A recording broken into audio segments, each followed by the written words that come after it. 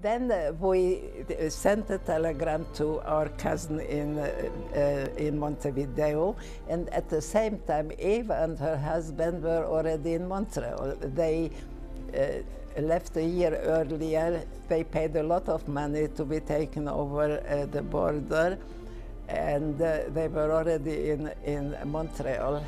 And both of them started working that we can enter the country. And we received from Uruguay, from Montevideo, and from Canada the possibility to emigrate at more or less the same time. And in because we were living in some kind of camp before we were sent to Canada, there was a very nice gentleman, a retired lawyer, who worked for the Red Cross as a volunteer, and we became good friends because of my good German. It always comes down to what you know is always useful.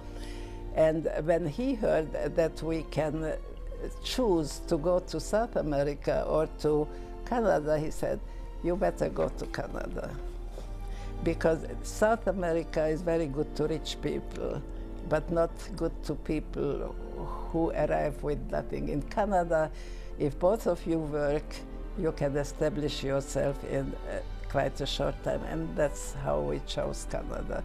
So our cousin from from Uruguay sent us $100, which at that time was a huge US dollars, huge amount of money. He wired the $100, and until we arrived in Montreal, that $100 served us very well.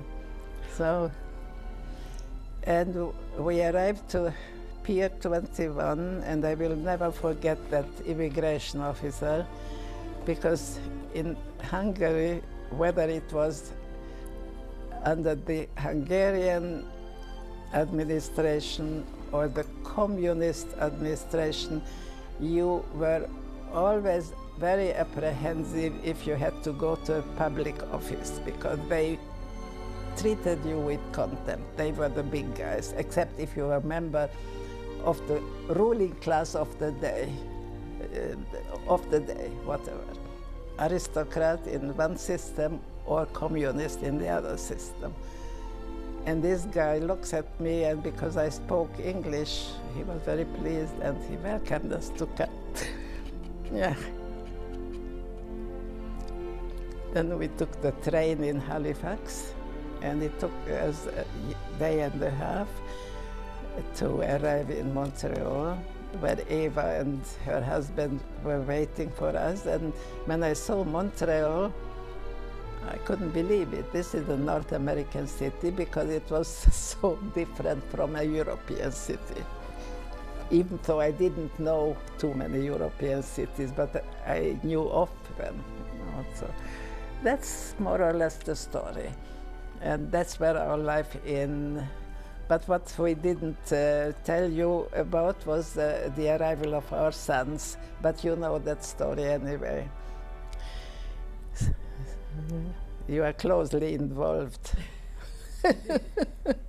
But I didn't tell this euphoria, what we really felt when we were out of the bunker and when could we walk around, that we were healthy and we could do whatever we could do, we tried to do, and that was a fantastic time.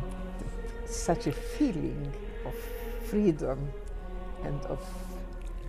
And it lasted all of 4 years. It lasted because my parents came back, Polly came back, Dushi came back, and Eva came back, and some of our friends, unfortunately, good friends of mine, did not come back. So then we landed, and finally we were to fly at the same time, to flee at the same time when Dushi and Polly did.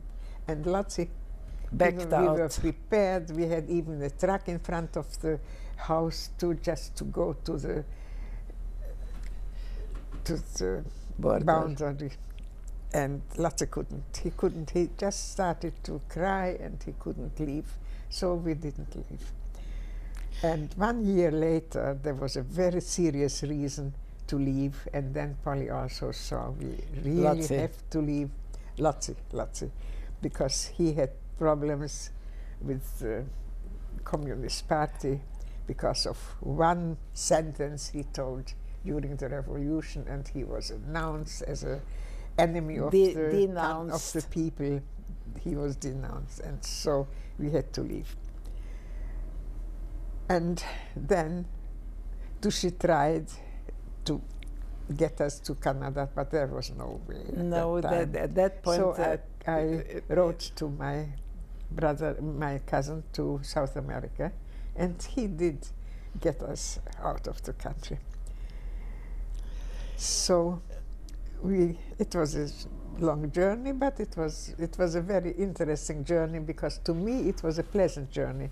To Lotzi it was a very bad journey, because he couldn't figure out what we are going to do with our lives. I wasn't at all afraid of it. I knew something will happen. And Robert was 7, 8 years old, and we went through Vienna. We spent there 2 weeks, I guess, and then we went to Paris, spent there 1 week. So I was the interpreter. I always asked, what did he say? What did he say? What does it mean? But we finally embarked in Montevideo. We had 18 days on the sea, which was very beautiful. We went down south, and the South Sea was very quiet, except the beginning, one part around the baby sky, and that was everybody knows that this bad, and Lotzi was very sick. Stormy. But with Robert we were not sick. We went up to the deck so much that my fur coat in which I went got so wet that it took a week already in Montevideo until it finally dried, but that's not important. So the first day our cousin took us to his home, and there we met the rest of the other part of the family, his brother, his family, and we got acquainted with them, also with Eva and Victor. And then he took us to our little home, which waited for us, one little bachelor apartment with a bathroom, but it was very nice, small. And Robert wasn't with us.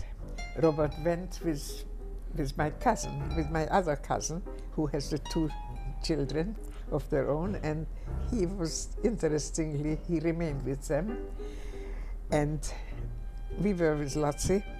And so George, our cousin, told us, now you go to bed, have a good rest and sleep, and you can sleep quietly, because nobody will ring in the bell. Because during the communist system, they usually came, if they wanted to take somebody away, they came during the night, of course. So there we lived with this bell fright of the bell. We never know when they will ring the bell or knock the door in the middle of the night, and why, and will take you away. So this was always in our mind.